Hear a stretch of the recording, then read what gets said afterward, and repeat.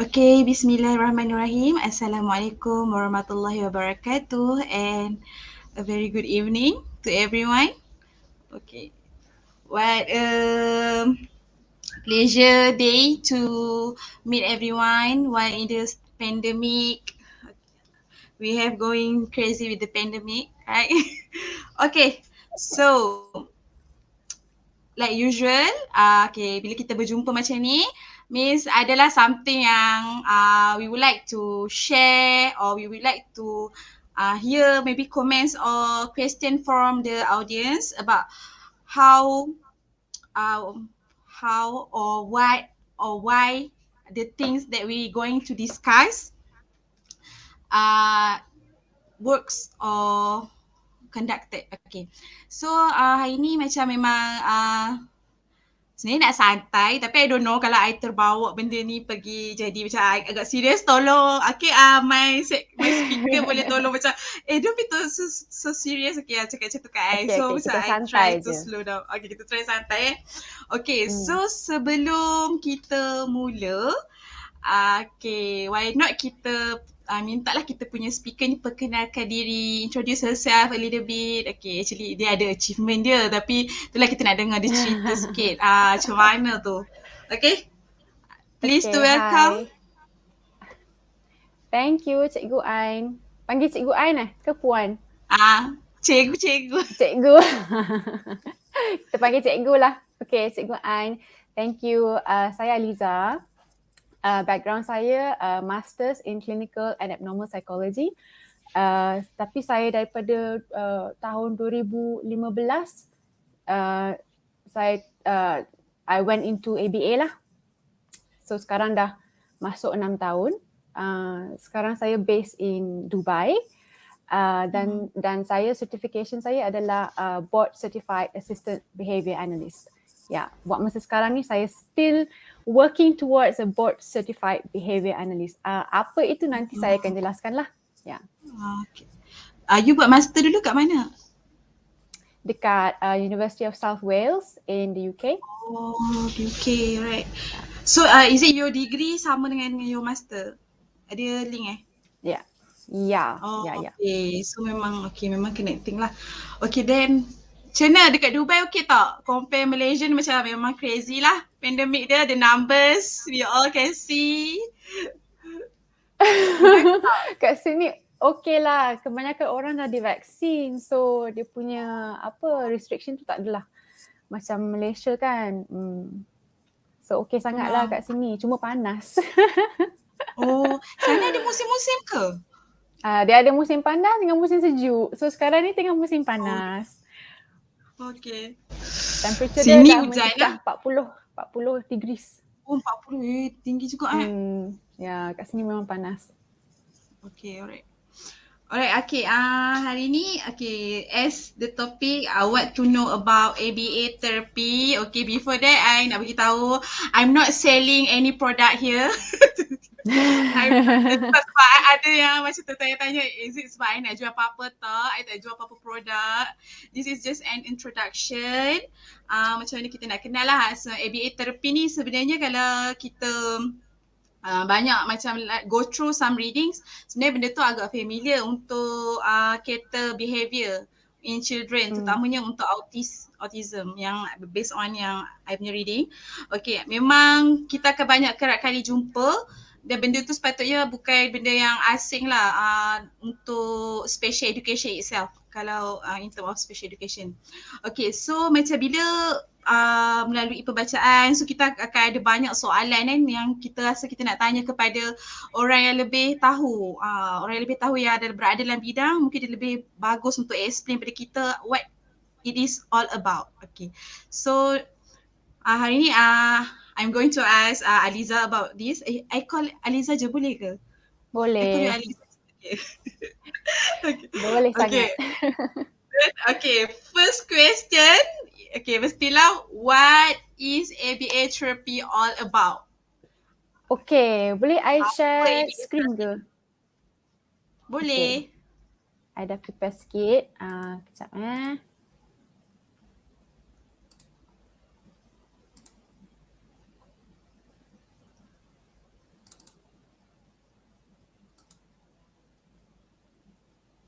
Okay, nampak tak skrin ni? I add to stream. Okay. Oh yes. Okay. Good. Audience boleh respon tak kat komen? Nampak tak slide? Anyone who watch the live, I can see 6.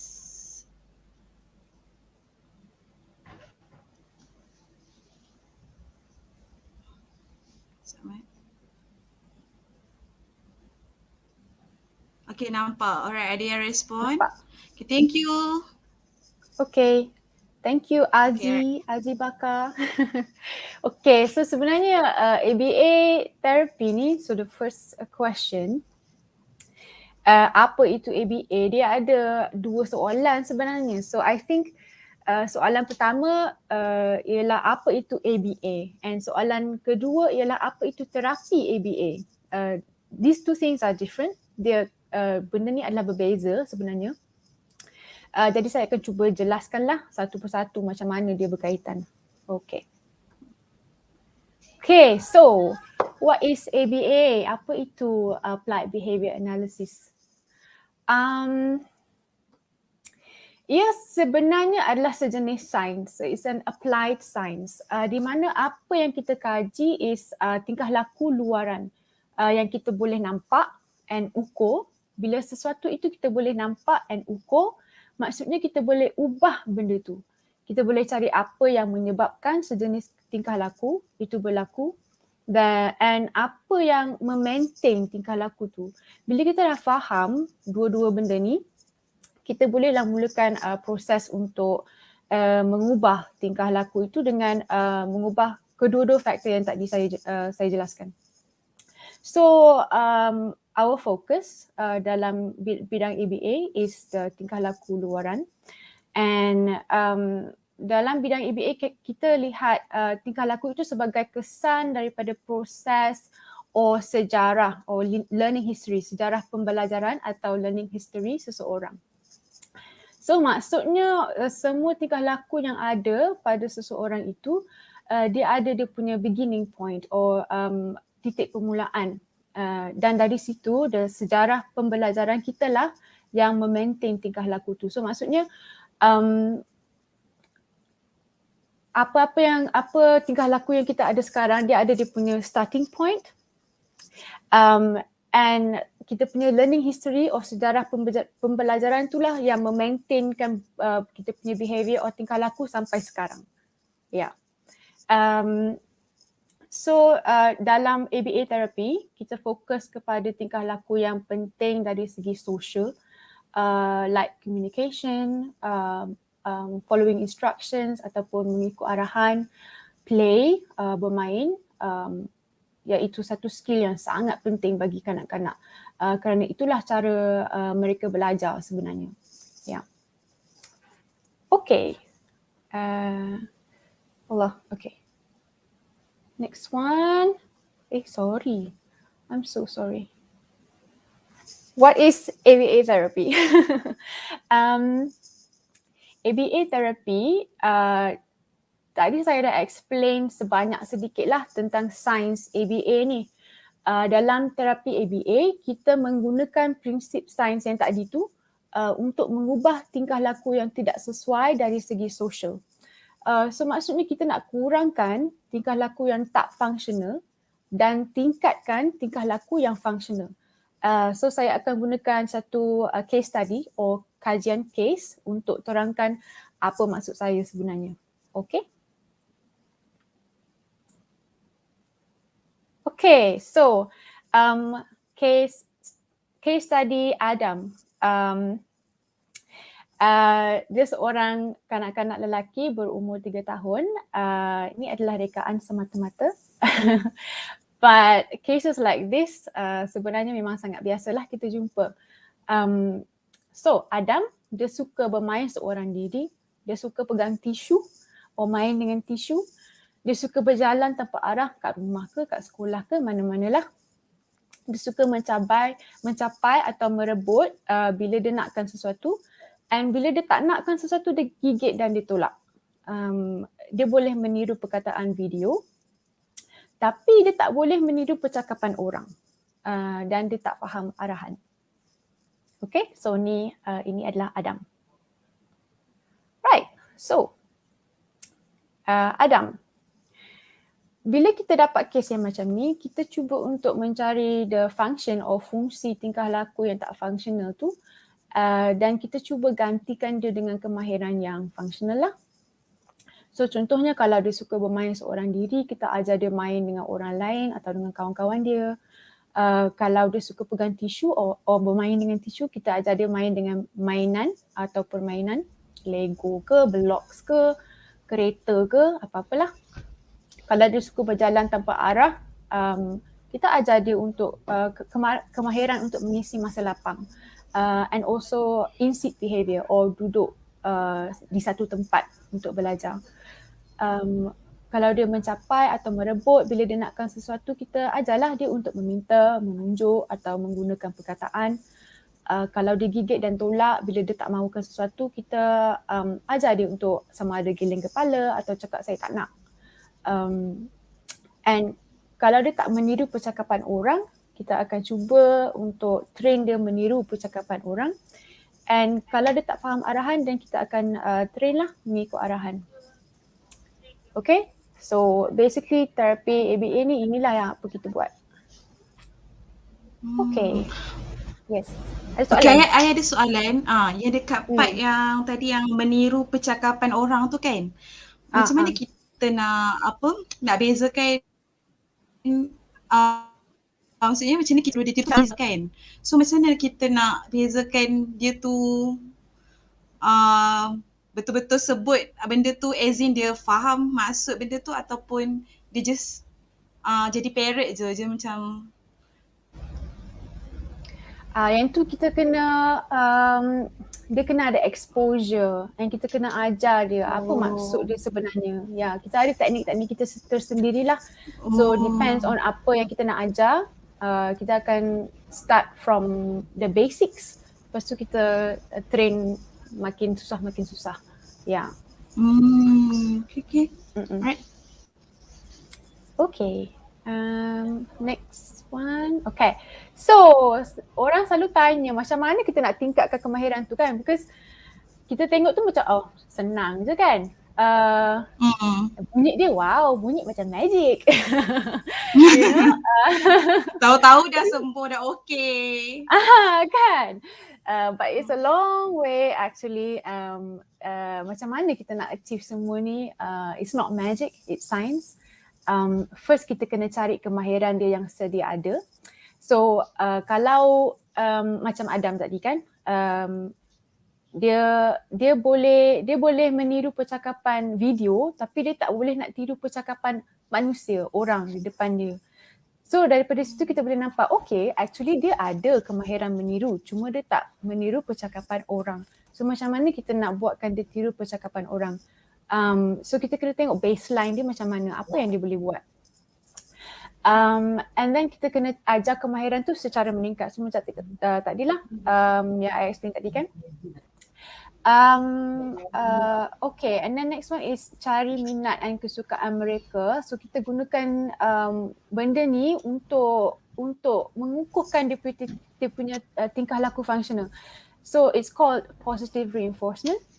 Maksudnya bila dia dah buat apa yang dia patut buat, apa yang kita nakkan dia buat, kita beri pada dia apa yang dia suka atau nakkan. So kalau first time dia repeat apa yang kita cakap kan, then we'll throw a big party. Kalau dia suka tisu, dia suka pegang tisu, kita bagi dia banyak-banyak tisu, for example. And then next one is kita ubah persekitaran atau environment untuk kita galakkan dia punya tingkah laku functional tu, and kita kurangkan tingkah laku yang tak functional. Yang macam tadi, so sebelah kiri tu tingkah laku yang tak functional, dan sebelah kanan tu apa yang kita nak tingkatkan lah, the functional behaviour or tingkah laku functional. Okay. So macam tadi kan Siti, I ada soalan. Macam tadi yang positive reinforcement, kita bagi apa yang dia nak kan. So ada guna negative reinforcement juga ke? Negative macam tarik reinforcement apa yang dia ada juga. But then ethically, and we prefer to use positive reinforcement. Yeah. Oh. And positive reinforcement dia ada banyak teknik-teknik dia yang tersendiri. And sebanyak mungkin kita cubalah untuk guna only positive reinforcement. Yeah. So kayaknya macam negative reinforcement ni macam last resort lah kalau tak boleh sangat bau ni Yes. ke, atau macam memang ada. Oh, okay. So memang firstly kita try untuk positive reinforcement sampai habis-habisan lah kayaknya.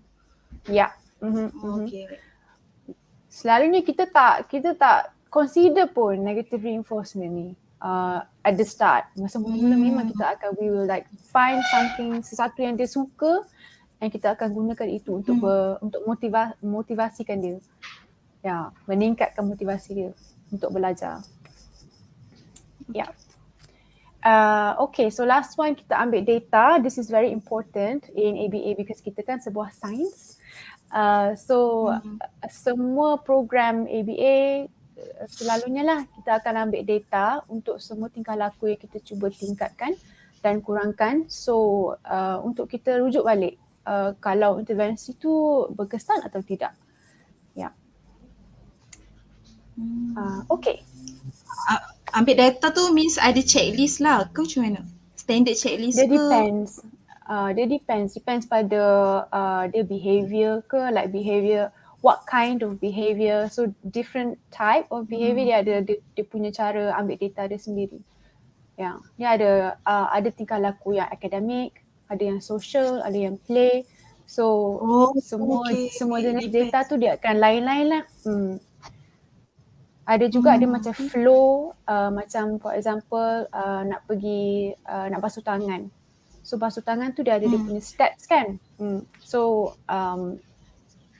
tingkah laku atau behavior yang macam tu dia punya data lain sikit lah nampak dia.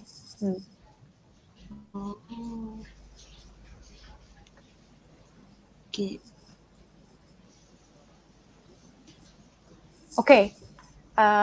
Yeah, ada lagi that's all. Itu saja. About what is ABA. Okay. Itu what is ABA memang dah detail lah. Orang kata kita boleh nampak lah dekat situ contoh-contoh, ada kajian kes Adam tadi tu. So I think sebenarnya kalau ikutkan understanding tu kita boleh nampak gambaran kasar how it works lah kan. Lebih kurang. But okay. Tadi dalam kajian kes tu I tak perasan lah Adam tu is it the special needs kids? Tak. So bagi behavior therapist or behavior analyst, bagi kita label tu tak penting lah. So kita cuma tengok dia punya baseline behavior, dia punya tingkah laku tu saja apa yang kita boleh buat. Ya. So tak semestinya kita tunggu label ada label. Ya. Means kalau dia tak didiagnose sebagai autistic tapi he got the characteristic, so kita boleh terus start intervention, is it? I faham macam tu. Yeah. Yeah, exactly. Okay. So kita tak perlu tunggu sebenarnya saya sebagai cikgu pun saya rasa kita tak perlu tunggu untuk kita dapat certain stick just untuk orang kata sebenarnya kita macam in denial lah juga sebenarnya kalau kita macam sebenarnya dah nampak ciri tu dah ada tapi kita tak nak macam try untuk orang kata bertindak cepat. Segera sebenarnya ada setengah perkara kalau kita bertindak cepat benda tu memang akan lagi mudah lah untuk diselesaikan berbanding kalau dah umur dia mungkin dah meningkat, mungkin lagi dah susah kan benda tu kalau dia dah selalu buat. Macam tambah kalau tingkah laku ni kalau dia dah biasa buat. Macam kalau autism memang is clear in routine lah, memang clear sangat. Kalau dia dah biasa lama sangat dengan rutin dia tu memang itulah susah lah kita nak pecahkan dia punya untuk supaya dia buat benda yang sepatutnya tingkah laku functional yang lebih bermakna kan untuk dia punya life. Okay. So kalau ikut sini I punya second question, ABA therapy works with kids with disability. So maksudnya tadi you dah jawab. So sebenarnya ABA dia tak label any kids. So I skip lah that question yang I patutnya nak tanya tu. Okay. I ada satu je yang I nak stress for ABA therapy kan. the thing about ABA therapy is that kita bagi dia peluang or peluang untuk berlatih the tingkah laku yang functional tu. So in therapy, what we do is kita akan cuba work on all those things yang kita nak dia tingkatkan. So that's the thing about ABA therapy lah. Yeah, we give them a chance to try out or to practice those behaviors. Yeah. Okay. So Miss, okay, ni dia ada kait jugalah dengan third question yang I nak tanya. So bila a child tu dia going through the therapy, the session kan. So sebenarnya how many session yang sepatutnya dia committed tu, and sepatutnya berapa lama session dah boleh nampak the effectiveness of ABA therapy ni? Okay. Okay, kejap I share. Because maybe ada parents dia macam fikir macam ni lah, macam kan session tu mungkin cost money kan. So macam dia mungkin ada macam nak budget. Okay, maybe kita boleh tengok sampai tu session, tengok dia berkesan ke tak berkesan ke macam tu. Okay. Sekejap I share screen.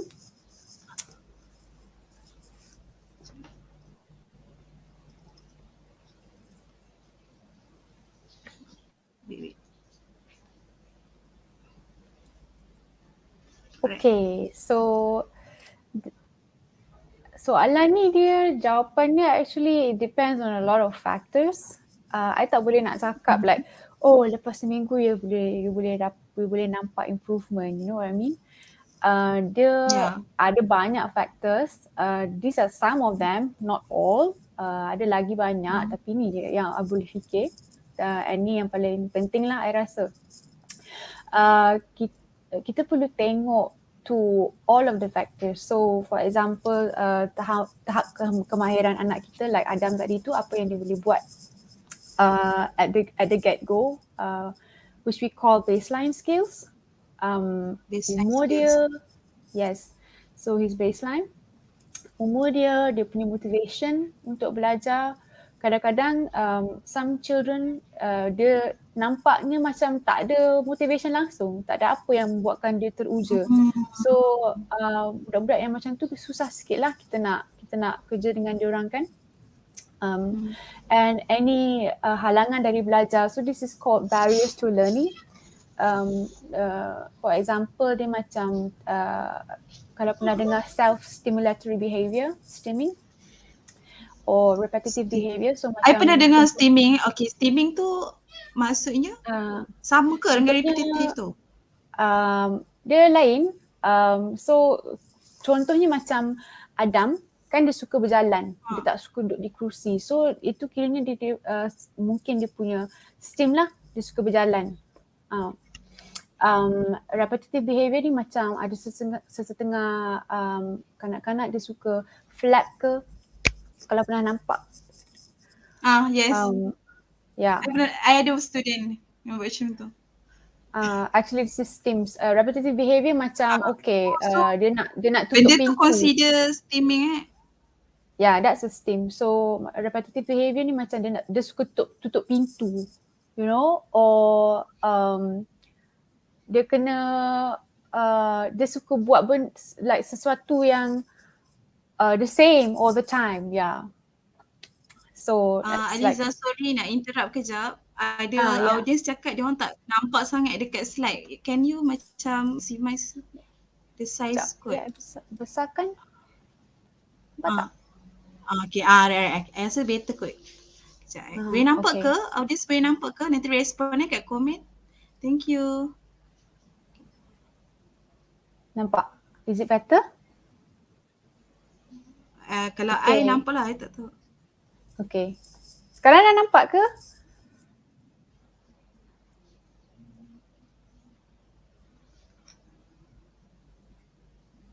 Okay, so that's halangan dari belajar ataupun barriers to learning. Dia punya keperluan sensory or sensory needs. How much dia practice kat rumah, which is very important.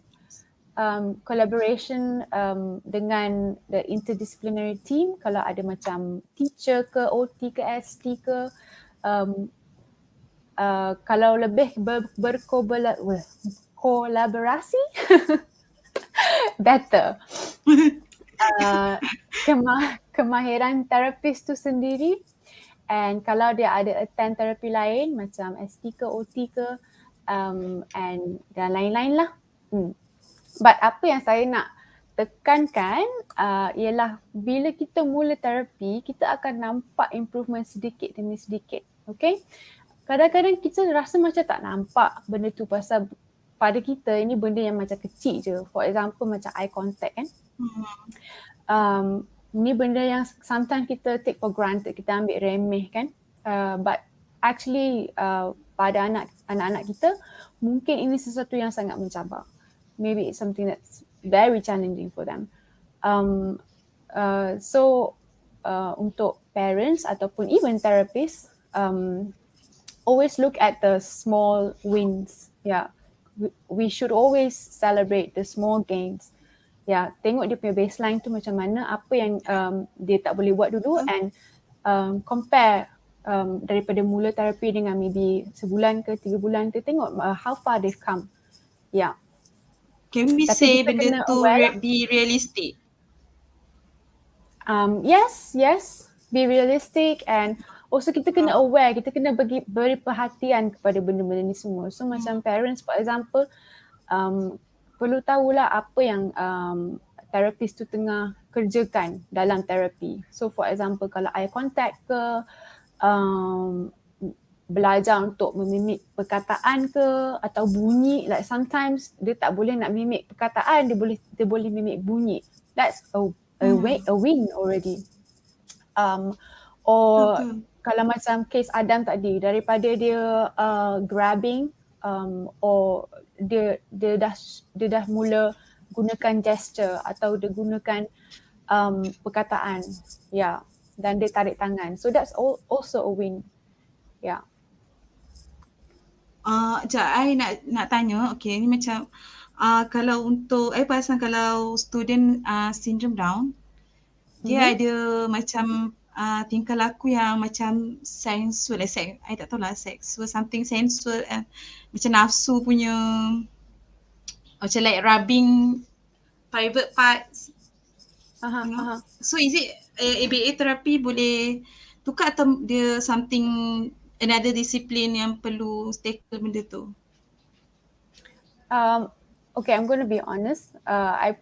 My experience is mainly with autism lah. Kalau Down syndrome tu ada, I pernah kerja dengan Down syndrome tapi tak ramai lah kalau nak compare dengan autism. Boleh, we can try, tapi kita kena tengok kepada what is the function, kenapa dia buat benda tu. Yeah. Oh, okay. Yeah. So usually masa kita baru jumpa a child, kita akan tengok dulu function kepada tingkah laku dia. Yeah. Okay. Yeah. That's it for sessions. Oh, okay. I'm waiting for more. Sorry. Okay. So basically like that, in summary, I tak boleh nak cakap lah. I cannot say like 1 week ke 2 weeks ke. You know, yeah, so macam benda ni macam yang I've heard dia tu macam tak boleh, benda tu sangat apa yang kita panggil subjektif, is it? Yes, exactly, yeah. Tak boleh generalize kan benda tu, kita nak samakan child to a child. Okay. Okay, so ni soalan about money. So honestly, how much it costs actually per session? So kan you ada cerita kat I yang ada level-level tu, ada RBT semua tu, ke setiap level tu dia ada charge yang berbeza ke macam mana? Okay, can I share my slide? Can.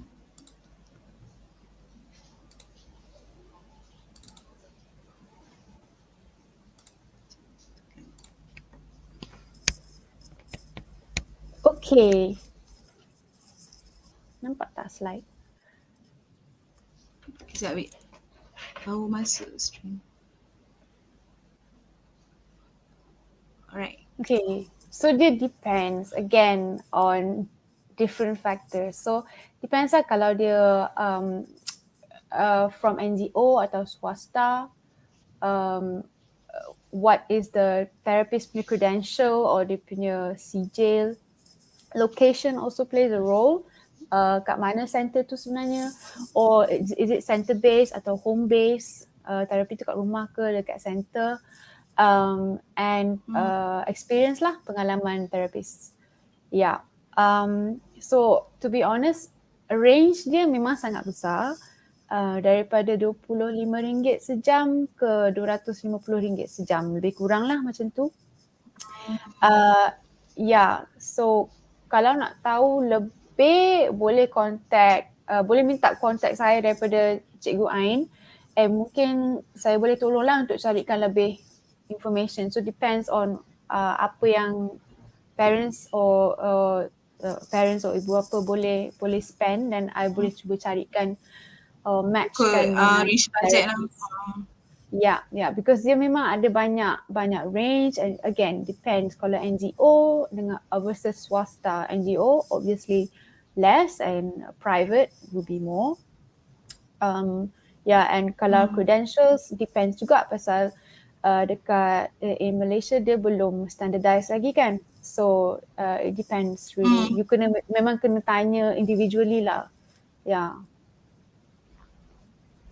Maksudnya survey by tanya dekat person tu lah, kot yang certified person tu, dia punya apa panggil, payment lah, dia ambil berapa fee dia tu.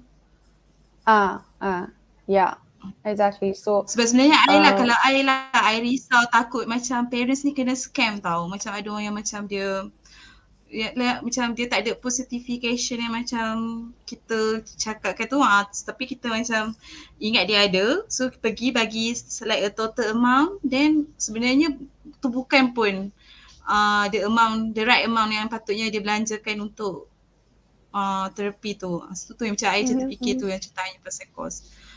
So kayaknya kat mana kita boleh tengok tu, either dia certified ke tak, ada website kan? Ada nanti website. Kita boleh share dekat komen. I ada website dia bacb.com. Kita nak terus kepada are we going to talk about certification? The certification level? Ya. Sekali boleh I share? Boleh. Okay. Alright. So I share kat sini.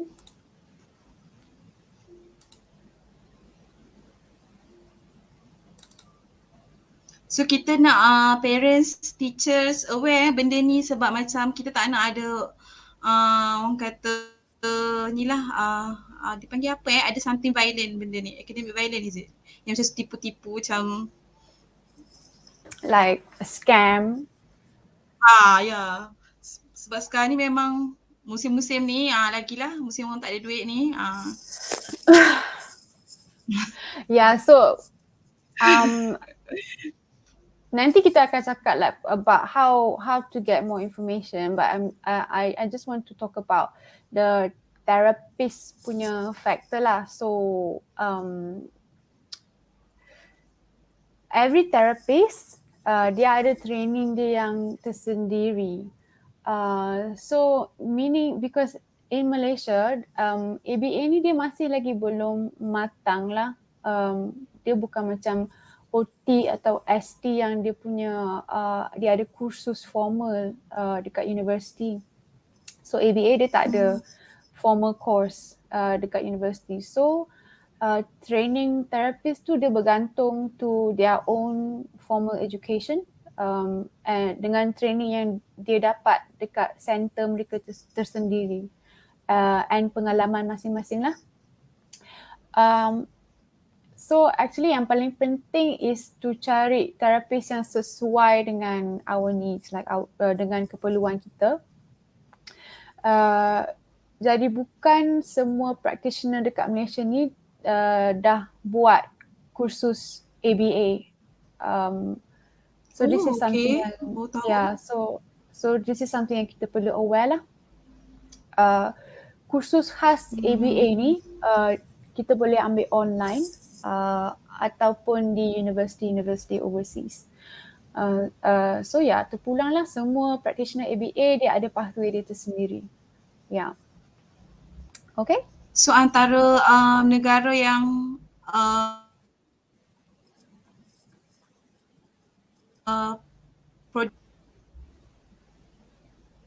I'm sorry tak dengar. Antara negara, dengar ke?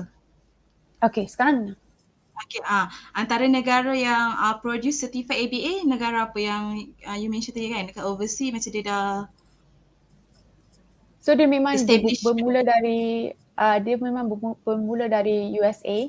So mostly US. US and I tahu sekarang UK lah yang ramai yang I kenal lah. US dengan UK. So board dia memang base US Board US. Okay, US. Yeah. Okay, so I want to introduce sedikit sebanyak about our board. So our board is called the Behavior Analyst Certification Board, BACB. Kalau you nak cari nama, you carilah board certified. So board certified ni maksudnya dia dah gone through kursus ABA.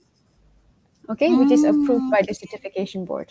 Dia ada 4 level or 4 tahap. The first one is RBT or Registered Behavior Technician. Diorang adalah therapist ABA tahap diploma. So lowest qualification is diploma. Okay. But I think in Malaysia dah ramai jugalah RBT. So RBT adalah therapist. So diorang lah yang akan buat terapi dengan anak-anak kita. So BCABA is a Board Certified Assistant Behavior Analyst. So qualification minimum dia tahap ijazah sarjana muda or bachelors. And dia kena buat kursus khas, I think about 180 hours kot, 180 hours and 1,000 practice hours. Wow.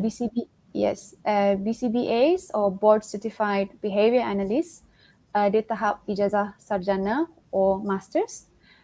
So behavior analyst dia kena buat ABA kursus ABA I rasa 200 lebih hours, tak ingat berapa, 270 or something like that. I can check. And then 1,500 practice hours. So kalau dia dah sampai reach BCBAD tu means kita boleh panggil doktor lah Yes. So kalau you jumpa BCBA-D ni, diorang memang ada PhD lah. PhD atau PsyD or Psychological Doctorate. Okay. So kalau dalam community ABA punya not ABA, Behavior Analyst Certification Board ni ramai ke yang dah reach the highest level? Worldwide? Worldwide, I've seen a few, but mostly in Western countries lah. The one that I've seen. Yes. Kat Malaysia macam ada ke? Dah ada ke? Anyone I tak aware, mungkin ada, tapi I tak aware.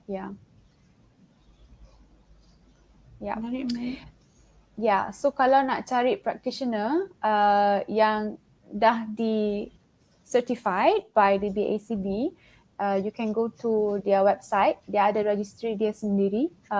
You can search by country. So Malaysia, I ada screenshot. So this is what it looks like. So dia ada nama, location, country, level of certification and the status, kalau dia aktif atau tak aktif. So tak silap I, kat Malaysia sekarang dah ada lebih kurang 70 orang yang certified under the BACB. So kalau yang aktif dengan tak aktif tu means apa kalau status dia? Kalau aktif tu maksudnya dia still practicing. Kalau tak aktif tu maksudnya dia probably dia pause, dia dah tak practice ABA. Yeah. So Miss, kalau parents nak cari, dia memang kena cari yang aktif lah. Yang tak aktif ni dia tak renew ni ke? Cert ke macam mana? Ke? Mungkin lah. Yeah. Oh, Yes. okay. Good info. Yeah, anything else? Kalau nak tahu lebih lanjut, boleh pergi ke dia punya laman web. Okay, so it's bacb.com, www.bacb.com. This one. Kejap, I nak paste lah dia punya link ni. Boleh? I bagi pada you. Kan? Ni So registry. macam Okay, ni registry. And then ni dia punya website. you boleh paste tak dekat komen yang tu? You boleh paste tak dekat tempat komen? Boleh. Just try. I tunjuk dekat ni. Thank you. Okay. Oh no, tak boleh lah. Okay, I tak so boleh everybody share. can access. Oh tak boleh I tak boleh share. Yeah. Kejap. Macam mana? Okay, I tulis dah tak apa. HTTP.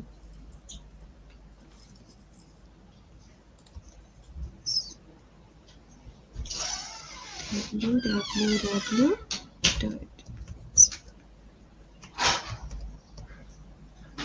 Okay. So nanti audience boleh search dekat comment section. I ada letak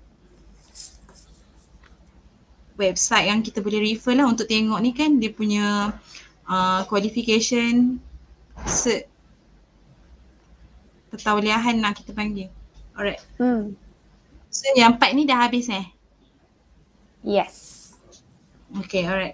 So, I rasa macam part ni pun you dah cover untuk soalan lain jugalah level of certified.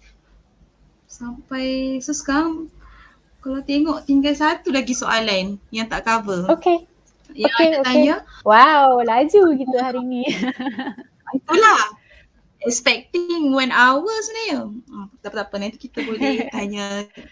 I sebenarnya tak tahulah audience ni dalam kalangan parents ke teachers yang ramai. Can audience shout out your apa kita panggil your function, your profession. Either you come here as parents, teachers or therapists or master ke degree student.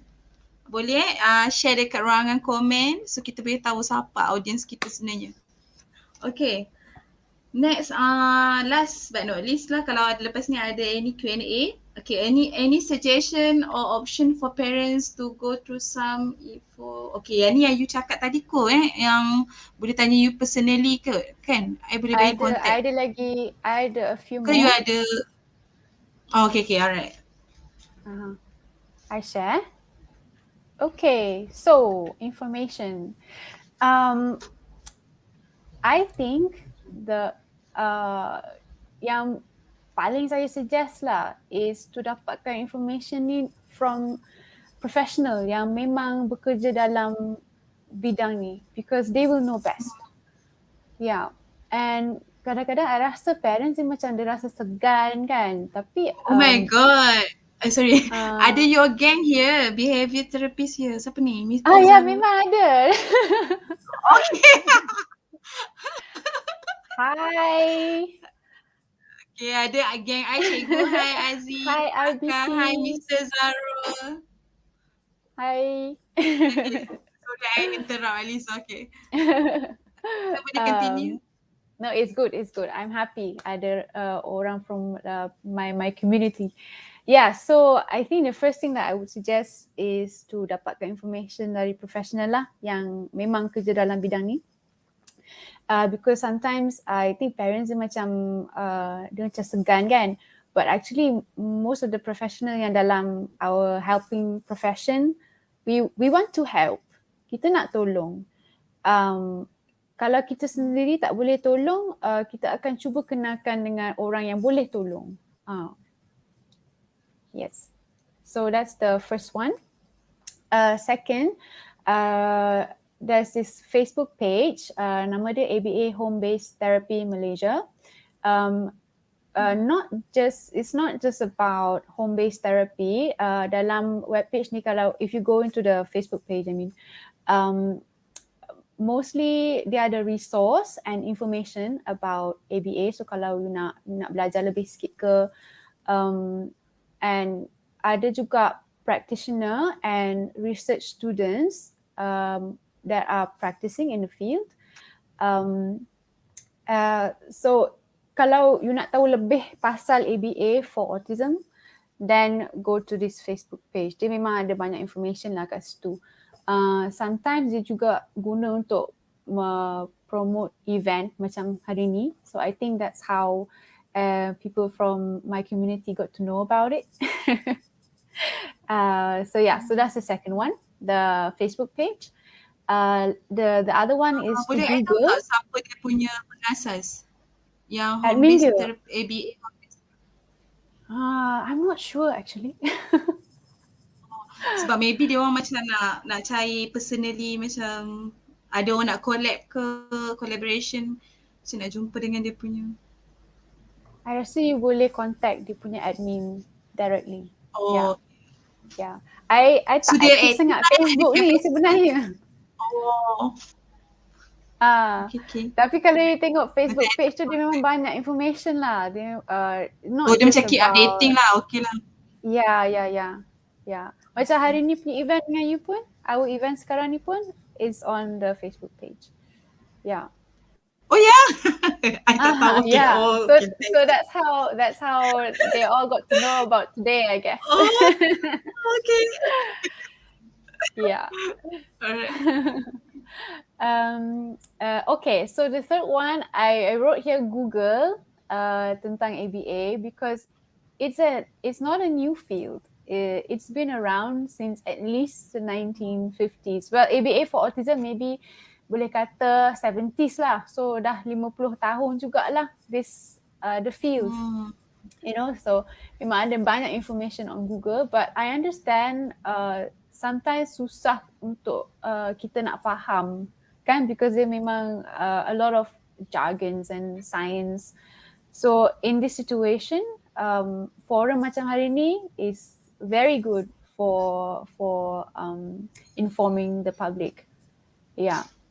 And kalau tak faham, just go to a BCBA or a RBT.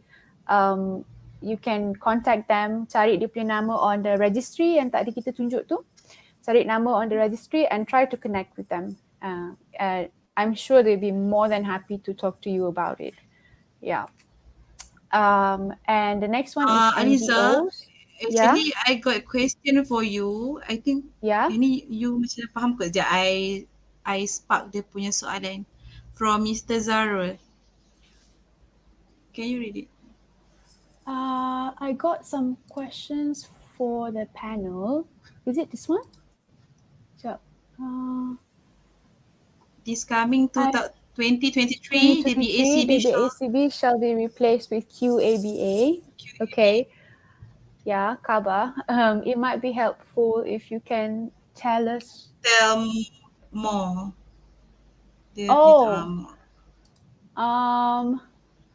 I rasa this is more into our field or our community punya information. I don't know if you want to go into it. It's a long story. Yeah, I think it's Mr. Zarul. I think better untuk kita ada forum sendiri about this topic, because not everybody here are from our field. Yeah. If you want to know more, you can get my contact information from Cikgu Ain, and I'm more than happy to share with you. Yeah. Sorry, so we were talking about NGO. Okay, so this NGO, is for parents yang nak cari information about ABA for children with autism or children with any other developmental disabilities, right? So some NGOs, NASOM, National Autism Society of Malaysia, you boleh cari information about intervention kat situ. And also they have their own intervention and ideas. This is another one that I know. It's also an NGO. So if you want to know more about early intervention, then you can go to these two places. Or other centers, private centers, dia ada dia punya Facebook page sendiri. You can ask me what are those Facebook page. Dalam Facebook pages tu dia memang ada banyak information jugalah about what is ABA, what they do. Yeah. So yeah, for parents yang nak cari information, so I suggest these 5 things first. Yeah. But most important, I think, is to cari professional yang dalam bidang ni sendiri. Yeah.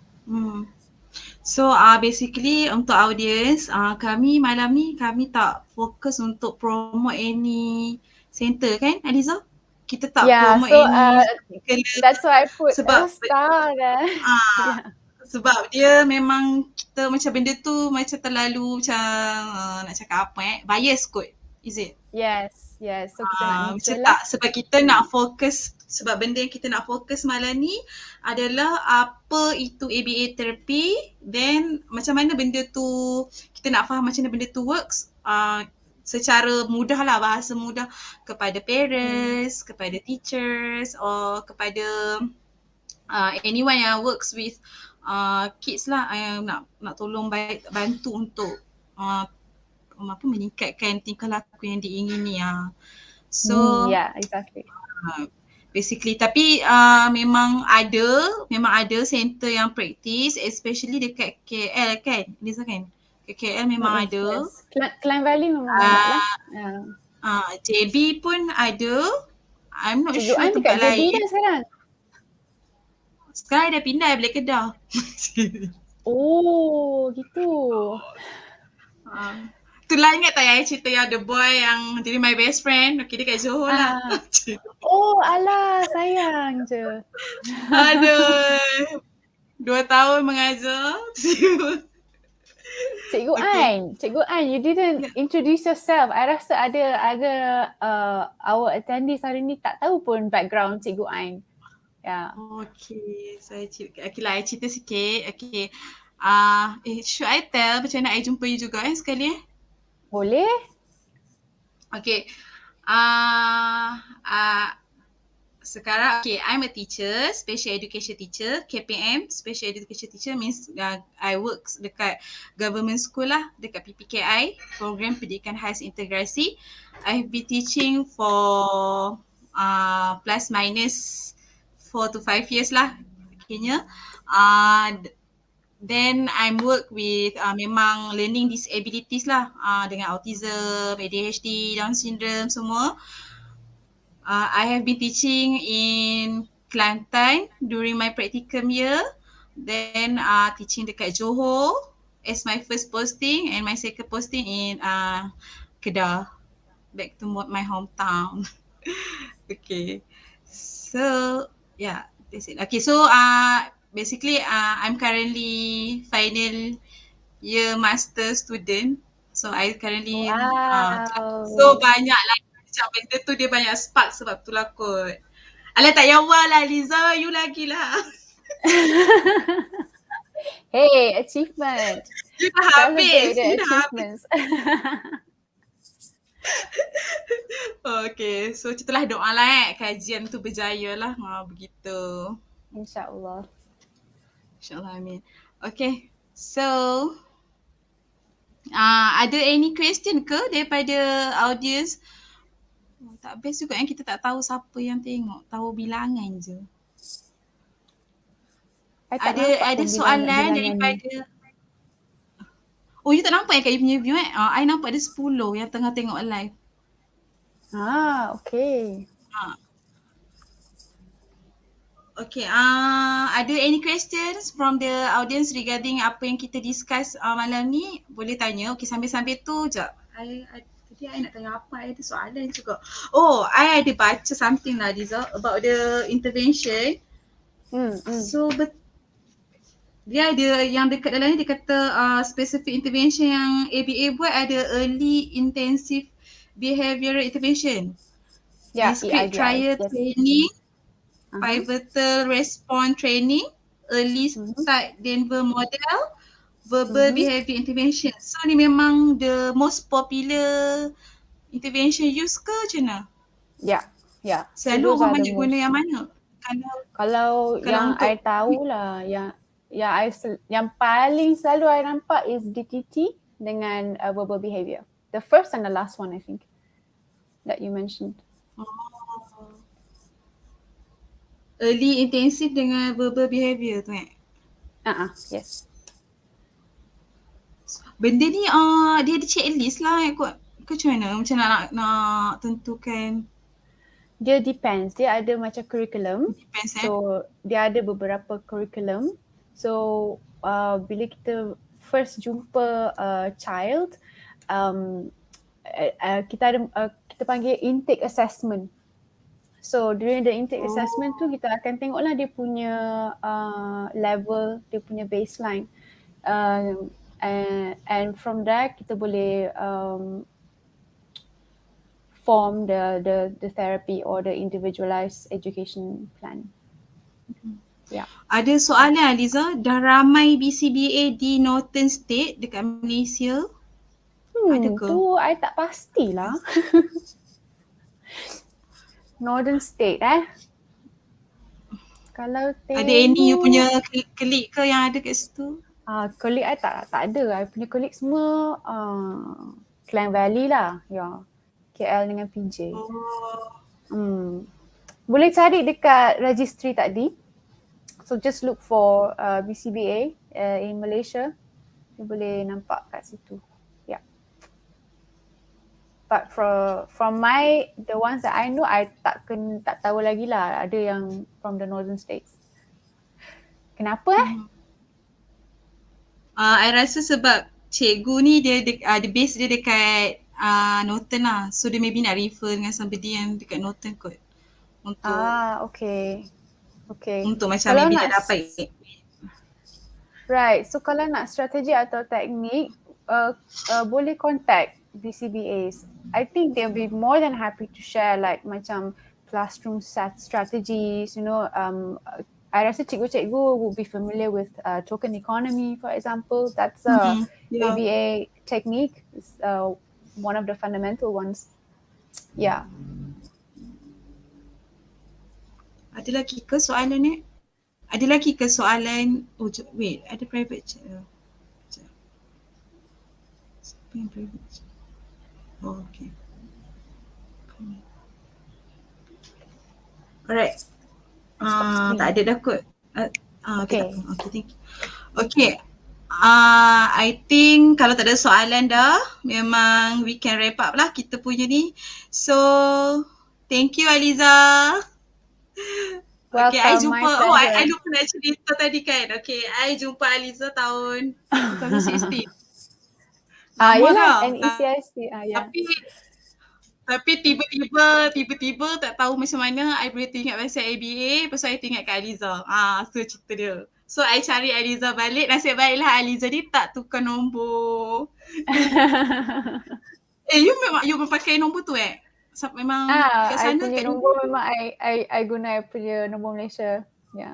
Oh, okay. So nasib baiklah. So I contact balik. So memang tak sangka sebenarnya memang banyak sangat benda yang ABA yang macam it's very interesting tapi tak dapat orang kata like I boleh cakap limit lah coverage about it. Maksudnya benda tu macam tak semua orang tahu dan tak banyak tempat tahu dan ramai orang tak tahu juga macam nak guna benda tu. Sebenarnya benda tu secara tak sedar sebenarnya cikgu-cikgu guna dalam kelas. Macam you sebut tadi token ekonomi tu. Memang benda tu is not something new pun. Familiar but benda tu tak pernah diberitahu. Kita tak pernah ada orang yang cakap kita okay that's the ABA therapy technique. Macam okay kita pun macam baru I dengan Aliza jumpa itu macam baru macam oh really? Macam padahal benda tu kita dah guna since kalau I daripada zaman practicum dia dah guna ekonomi token tu.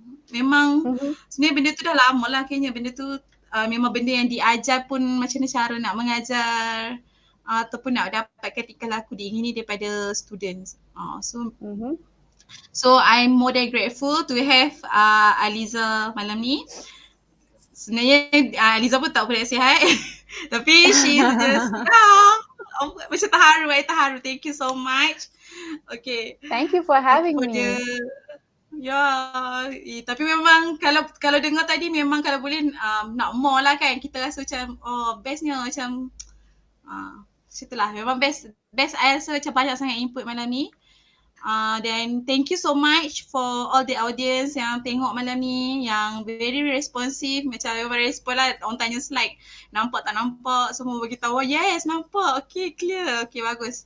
So thank you so much to everyone. So I hope semua orang stay safe, stay healthy wherever you are. Memang kita harapkan keadaan lebih baik.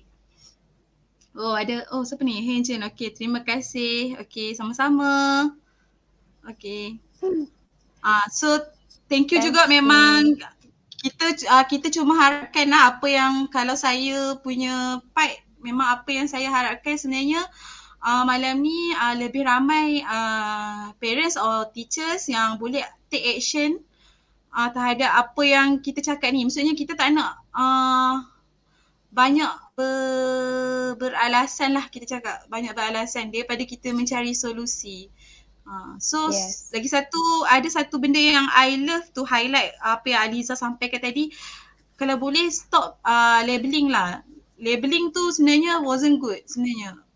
Dia bagus untuk kita cater lah, bagus lah kalau kita tahu budak tu autis ke benda kan. Tapi dia bukan benda yang macam kita nak kita cakap sampai benda tu jadi stigma. Sampai so tak boleh ubah, memang tu dia sebati dengan dia pun. Kita cakap macam tu kan. So macam alamak macam tak nak lah, kita tak nak lah macam tu. Macam tu. So thank you everyone. Okay, I harap memang ada harapnya dapat manfaat lah daripada session ni. Okay, stay safe juga Mr. Zarul. Thank you. Thanks everyone. So kita akan end live kita pada malam ni dan akan save dekat I punya channel tu. So boleh tengok balik kalau untuk yang ada kawan-kawan kan, siapa-siapa yang terlepas yang nak dapatkan sedikit input yang berguna ni. Okay, Assalamualaikum, good night.